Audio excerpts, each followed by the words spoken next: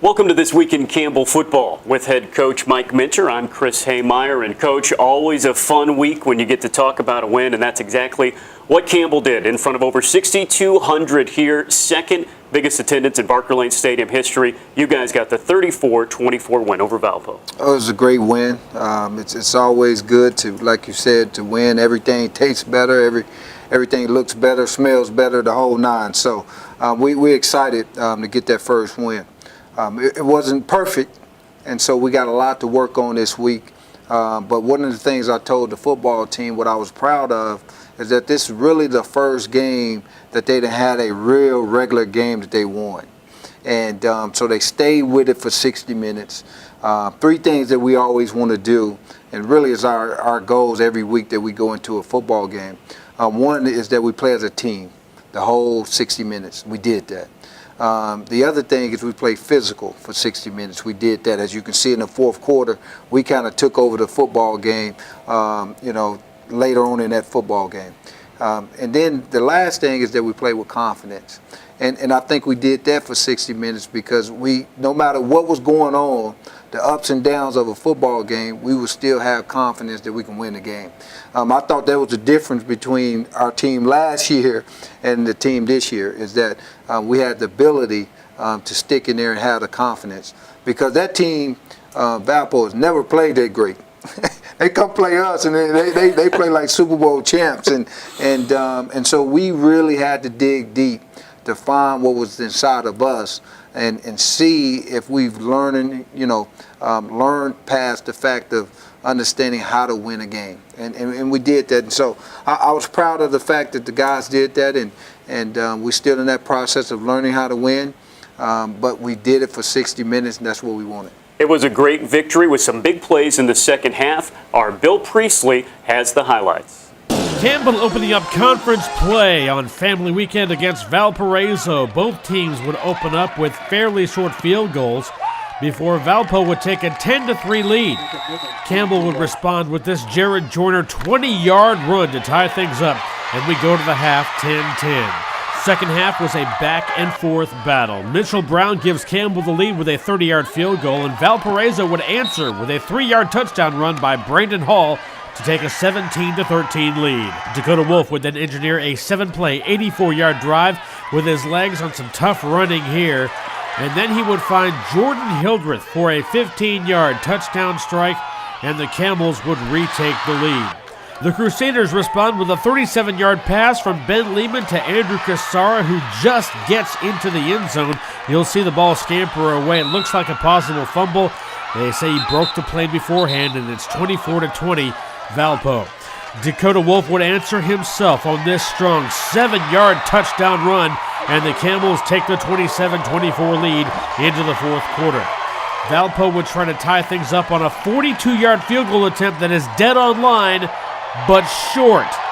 Campbell could not do anything with the ball. The Crusaders took it back down the field until Luke Hill intercepts this pass at the goal line, and he is off to the races. Looking to go 100 yards, only the speed of Andrew Cassara tracks him down as he would go over 70 yards on the return. Again, Campbell couldn't quite put it away, and the Crusaders took it back, marched down the field, and then Eric Westbrook picks off this pass, and he's headed to the house. And had he kept his balance so he strutted down the sideline, this might have been a pick six, but instead, it's a 77-yard interception return. Deshaun Jones would cap things off with this 23-yard touchdown run to give Campbell a 10-point advantage, and Campbell's defense would hold. And the final Camels would beat Valpo 34-24 to open league play 1-0. Deshaun Jones had 84 yards rushing to lead the team that ran for 296 yards on the night. Dakota Wolf had over 100 yards through the air with a touchdown and 54 yards rushing, also with a touchdown on the ground. As mentioned, the defense came up big in the second half, holding the Crusaders to just 14 points and picking off 3 Valpo passes on the afternoon and evening, the last of which secured the victory. And it was all done in front of the second straight sellout at Barker Lane Stadium, as over 6,300 saw the Camels pick up their first win of the season. Coach, it never gets old talking about the support that you get here at Barker Lane Stadium. Over 6,200, second most in this program and this stadium's history. So you've had 2 home games so far this season, and you've had the most and the second most crowd. Just unbelievable. Well, I mean, the support is really mind-boggling when you think about it. When people come to our stadium and they feel that electricity that our crowd brings, and the atmosphere that's here, they can't believe it. And not only do we have the support when we at home, we also have the support when we on TV. And we've broken records even in that. So that's even against other football teams, not just us. And so the support is there. I think everybody around here is hungry for a winning football program. And that's what we're trying to build, because when you have the support like that and you put a great product together, now you explode into something real nice. And man, we love the fact that the fans come out here all the time and support us. It really helps when you can go into a stadium packed and jammed and excited and loud, when you're in a close ball game like we were, and it gave us the energy, I believe, to put that game away in the fourth quarter. Boy, the crowd was loud from beginning to end, and they were particularly loud when number 14, Jordan Hildreth, made his first appearance of the year, caught a touchdown pass in that second half. We caught up with Jordan Hildreth. He is our senior spotlight this week. My name is Jordan Hildreth, redshirt senior from Wadesboro, North Carolina, and I play slot receiver. It happened the first day of camp, caught a pass over the middle, cut up field, and it was just a freak accident. Fractured my foot. It was tough. 7 weeks out from, the sport I've been here playing. Having to miss the first 3 games of my senior year is tough, but was fortunate enough to make it back and, make an impact the first game back. It felt amazing. I couldn't have asked for it to happen any other way. Was fortunate enough to have my first catch of the season result in a touchdown. It ended in a great team win, so, it couldn't have been any better. It actually helped me out a lot playing quarterback when I got here, because I developed an understanding of the playbook. So moving to slot receiver, I already had knowledge of what was going on all over the field, up front, in the backfield. So it actually put me a step ahead of some of the guys that came in once I transitioned over to slot receiver. Coach Jordan, such a big part of your team last year, tough guy in that slot, receiving-wise, and he also was back there catching and returning punts. Broke his foot at the beginning of training camp, but he's back, and that's a big plus for you. Oh, that's huge. You know what? It's like he never left. He comes right into the game and make a big play, catch a touchdown pass. I mean, what else can you expect from a guy like that? And so we're excited that he's back, because he brings leadership to that offense. And I really believe that he's a big part of why we played the way we played on the offensive side of football, because of the leadership and his presence on that football field. Great blocks. So a lot of them long runs was because of 14 knocking people off their feet. And he brings so much to the table that a lot of people don't know what he brings to the table. But we're excited that he's back, and we're excited that he's back for conference play, because that's really when we need him to be at his best. From offense to defense, your defense, a couple of big plays in the second half in that game against Valpo. Defensive Coordinator Craig Cox, I know, was as happy as you are, and he is the subject of our Coordinator Assistant Coach Spotlight this week. Defense coordinator, besides the fun part of calling things on Saturdays, that's the easiest part. During the week, it's a whole lot of work involving splitting up responsibilities between the staff. We spend a lot of hours a week game planning our opponent, getting practice scripts and cards ready for each practice, getting film cut-ups and everything ready for meetings. And it's just, most of the work is done in the office. We spend about 80 hours a week in there, and fun parts out here on the field. Debo is something we hear at practice. It's something we hear during the game when a turnover happens, when your defense forces a turnover. Tell me what Debo is. In one of our first defensive meetings, I showed a clip from the movie Friday. Basically, when the character Debo took somebody's bike and just I'll just say was very physical about it. Just took it, said it was his, and that's what we feel we got to do with football. We got to take it. No one's gonna give it to us. We want to be physical. We want to be aggressive. We want to be mean about it. And we just want to take the football. And every time we take it, that's when we start yelling Debo. Coach, what do you like about your defense this year? Well, we've progressed a lot from last year. You know, we're putting in a different scheme. Guys are starting to see things faster, starting to react faster, and that's the key on defense. You got to react fast. You got to run fast.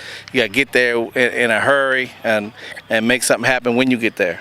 Coach, he is one of the many members of this staff that coach with you at Johnson C. Smith, and I know it's so good for you to bring some guys that you trust, you know, to build the program here at Campbell. Well, that's what it's all about. When you begin to put your staff together, it's about who you trust, who you know, who you work with, and you know, Coach Cox was one of those guys.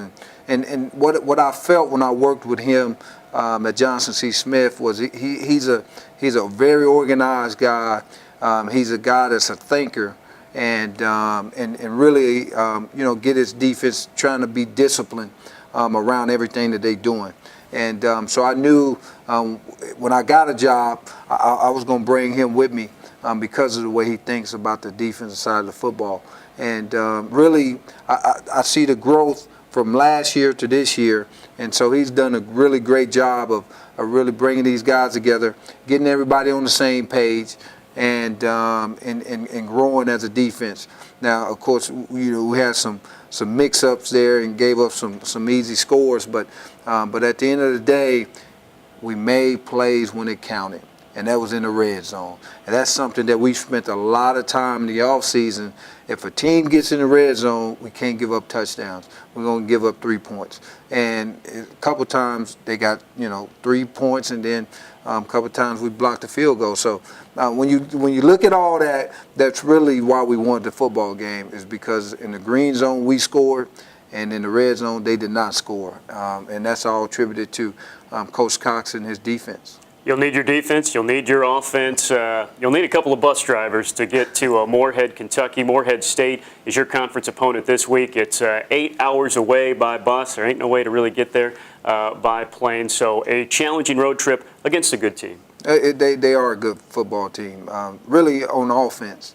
They that air raid type stuff and spreading the ball all over the field. But they can run the football too. And the quarterback is really good. He was a young guy last year. Now he got a year under his belt. He's going to be a weapon that we're going to have to control some kind of way. I think this game really comes down to, can we tackle in the open field? Can we corral those guys so they don't have you know, yards after the catch? The other thing is no busted coverages where you got guys running wide open. We got to control that. And really our defense got to step up and play a really, really great game. I think offensively, you know, we got to continue to do what we do and continue to build off that momentum we had last week. We're running the football. That's what we like to do. That's what we're going to have to do. And then when guys start pressing us up and start playing zero coverage, we got to beat them in the passing game. And so, you know, that's what Moorhead State does. They got athletes out there on the outside. They're going to pressure guys up, try to stop the run, and then make you pass. And we got to get in great situations on first and second down offensively. Defensively, we got to slow them down on first and second down. And then again, I think it's all about really tackling in the open field and being knowledgeable of where you're supposed to be in your coverage so you're not dropping guys. And so it's going to be a tough one. Like you said, PFL has a history of the road team have hard times when they go on the road, but we got to be able to snap that and be able to, again, focus on ourselves, know that what we got to take care of, and know it's a business trip. And that's how we're going to approach this, and we'll be prepared and ready to go. The good news after this business trip away from home, Campbell comes right back here to Barker Lane Stadium, 4 of 5. If you can't make it up to Kentucky, make sure you tune in 107.3 FM or audio coverage on GoCamels.com. Also through Moorhead State's website, they'll have free video coverage of the game. We'll provide the links on GoCamels.com. We hope that you tune in this weekend for the 1 o'clock game. If not, we'll see you next week right here on This Week in Campbell Football.